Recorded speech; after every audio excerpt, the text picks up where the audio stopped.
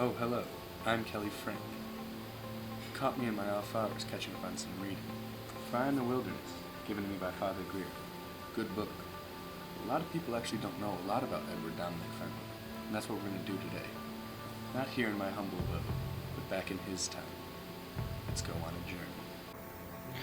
We're going to want to go through a journey through time. Not too far, though. Just right around 1770. 1768 to be exact, which is right here. Now that we're in his time, we can learn about him.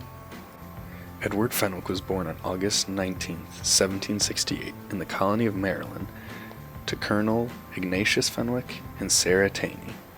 Colonel Fenwick was a military figure in the American Revolution and was also one of the first families to be Catholic in Maryland. Even though Jesuits were flourishing in Maryland, the Fenwick family decided to send Edward to a Dominican school. A lot of families would send sons abroad to study. The Fenwick family sent Edward Dominic to the Dominican Holy Cross College in Bornheim, Belgium. People may be asking, what has he done in society? But before we talk about that, we need to know what he did in the past.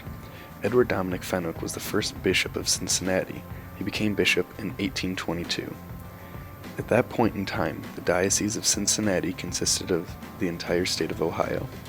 Also, in 1831, Bishop Fenwick established the oldest diocesan newspaper in America, the Catholic Telegraph. Life became easier for Fenwick in 1818 when his newly ordained nephew, Nicholas Dominic Young, helped him build the first Catholic church in Ohio. It was formally opened and blessed on December 6, 1818.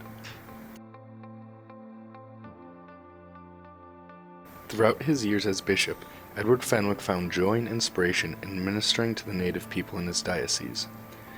The plight of the people was his unfailing concern in all of Michigan territory, the vast area that included the present state of Michigan and Wisconsin. Through the expanding policy of Indian removal, the United States government over the years pushed the Native Americans further and further westward. As white settlers through the late 18th and early 19th centuries encroached upon the tribal lands, no government action prevented them from grabbing the tribal territory.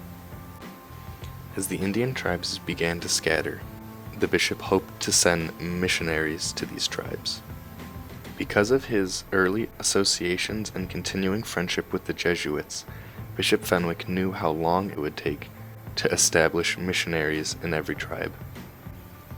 He not only paid personal visits to the Indians, but adapted himself to their customs and ways of living. He sent priests to work among them. These priests acted as teachers for the children and ministers for the adults. Even though his personal contacts were limited, his concern, care, and efforts on behalf of the Native Americans knew no limits. Bishop Fenwick also established one of the most successful parochial school systems in America. This is why so many schools are named after him. Those schools include Bishop Fenwick Middle School in Zanesville, Ohio, Bishop Fenwick High School in Franklintown, Ohio, Fenwick High School in Lancaster, Ohio, which is now the William V. Fisher Catholic High School, and also Fenwick High School in Oak Park, Illinois. I went and took a look at Fenwick High School in Oak Park. When entering Fenwick, it is easy to see that it is a very devout Catholic school. In every classroom, there are crosses. Also, there are statues and paintings of Mary, Jesus, and Joseph, and even some of St. Dominic. But why would a school named after Bishop Fenwick not memorialize him at all?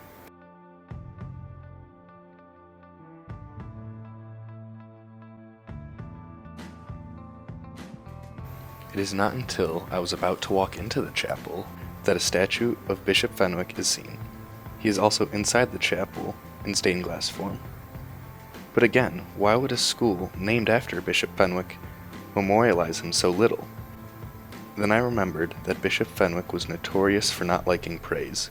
He enjoyed doing good things without any praise. He is found only in the place that he really needs to be, the chapel.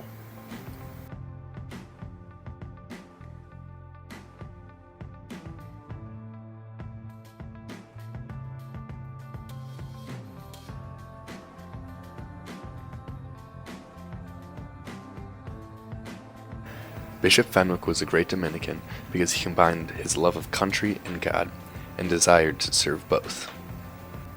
His country needed to hear the good news of the true church, and Bishop Fenwick committed himself to serve her. While it would have been easy to spend his entire life comfortably in a European convent, he gave his life to the Dominican order in the United States. The American church certainly owes him a great deal of gratitude for the good work that he did and the good work that the Dominicans carry on today.